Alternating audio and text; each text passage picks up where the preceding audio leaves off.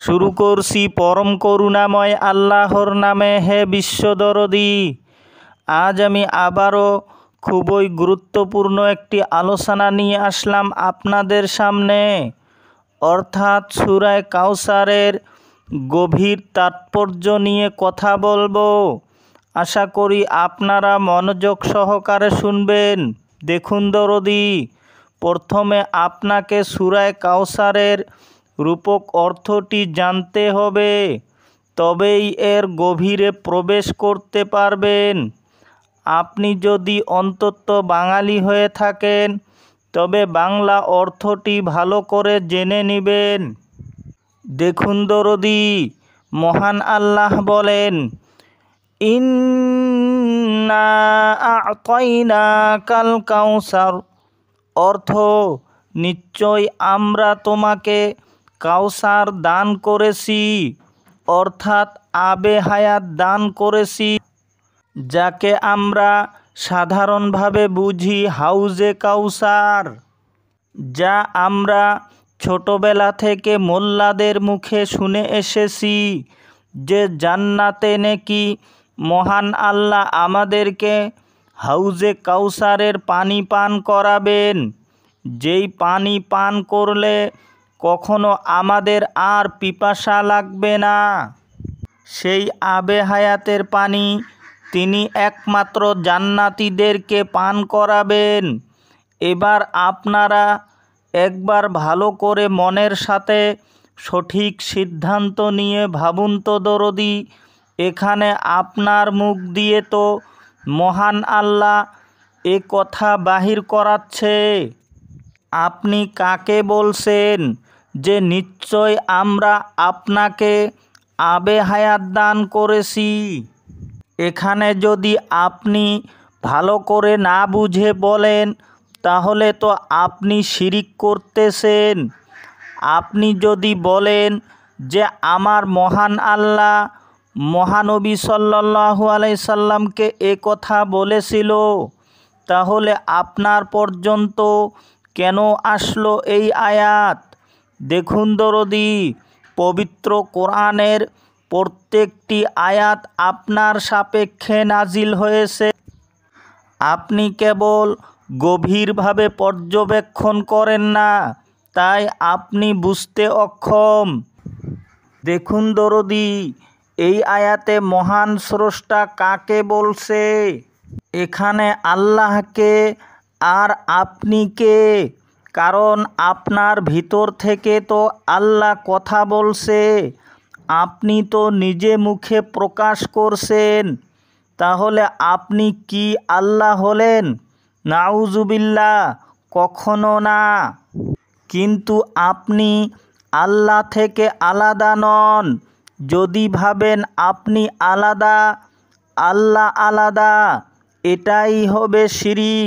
আপনার ভিতর থেকে আপনার অন্তঃসত্ত্বা অথবা বিবেক সত্তা আপনার ছুটন্ত মনটাকে বলছে। কি বলছে? হে মন, তুমি দেহ সুখ ছাড়ো, কারণ এই দেহটাই হলো মূর্তি, তাই মূর্তি পূজা ছাড়ো। দেহটাকে আমি মূর্তি কেন বললাম? কারণ আমাদের এই ছুটন্ত মন সর্বদাই দেহ সুখ নিয়ে ব্যস্ত থাকে অথবা ব্যস্ত থাকতে চায়।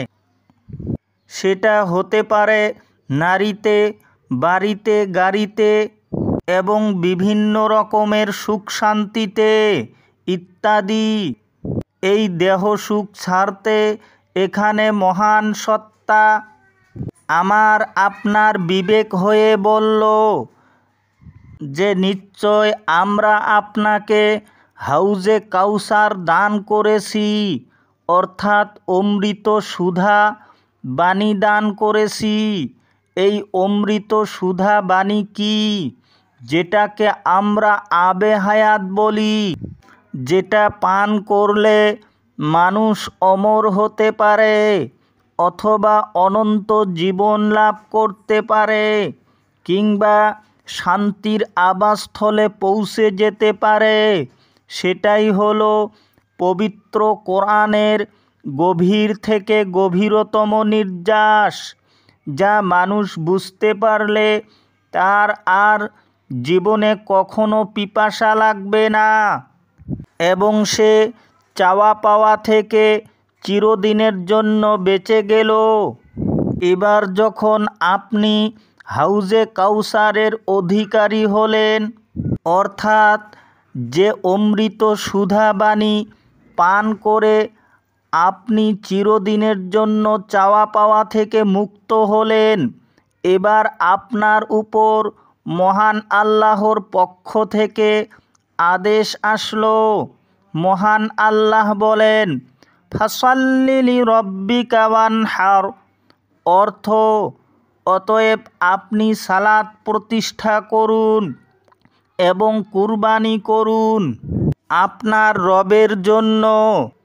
দেখুন দরদি, আমার মহানবী সাল্লাল্লাহু আলাইহি সাল্লামের যখন ছেলে ইন্তেকাল হলো, তখন কাফিরেরা আমার নবীকে নিয়ে হাসি ঠাট্টা করেছিল যে নবীর প্রদীপ নিভে গেল, নবীর ইন্তেকালের পরে আর ইসলাম থাকবে না, নবীর উত্তরসূরি কেউ হবে না, নবী নির্বংশ হয়ে গেল। এটা নিয়ে কাফেরেরা খুবই আনন্দ করেছিল। ঠিক সেই মুহূর্তে মহান আল্লাহ সূরা কাউসার নাজিল করে আমার মহানবী সাল্লাল্লাহু আলাইহি সাল্লামের মনে আনন্দ জাগিয়ে দিয়েছিল যে যারা আপনার শত্রু তারাই তো লেজ কাটা, তারাই নির্বংশ। হে নবী, আপনি নিশ্চিন্তে থাকুন, আনন্দে থাকুন। আপনার কলিজার টুকুরা মা ফাতিমাতুজ জোহরার মাধ্যমে কিয়ামত পর্যন্ত ইসলাম জিন্দা থাকবে।